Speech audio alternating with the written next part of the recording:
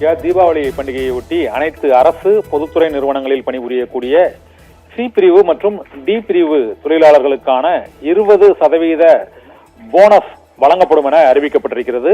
இதன்படி சி மற்றும் டி பிரிவு தொழிலாளர்கள் மற்றும் பணியாளர்களுக்கு அந்தந்த நிறுவனங்களில் ஒதுக்கப்படக்கூடிய உபரி தொகையை கணக்கில் கொண்டு 8.33% மிக ஊதியம் மற்றும் 11.67% கருணை தொகை என மொத்தம் 20% வரை மிகை ஊதியம் மற்றும் கருணை தொகை அடிப்படையில் இந்த போனஸ் வழங்கப்படுகிறது.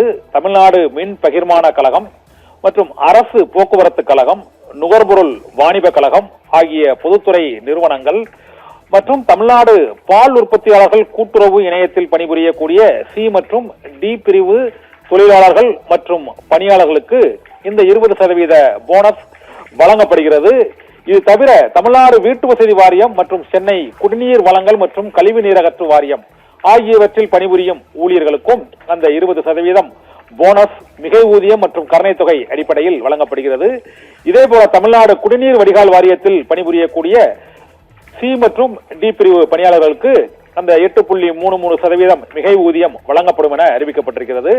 இதேபோல நுகர்பொருள் வாணிப கழகத்தில் தற்காலிக அடிப்படையில் பணிபுரியும் தொழிலாளர்களுக்கு 3000 ரூபாய் கருணை தொகை தீபாவளி போனஸாக வழங்கப்படும் என அறிவிக்கப்பட்டிருக்கிறது. இதனால் மிகை ஊதியம் பெற தகுதியுள்ள நிரந்தர தொழிலாளர்கள் குறைந்தபட்சமாக 8400 ரூபாயும் அதிகபட்சமாக 16800 ரூபாய் வரையிலும் இந்த தீபாவளி போனஸாக பெறுவார்கள்.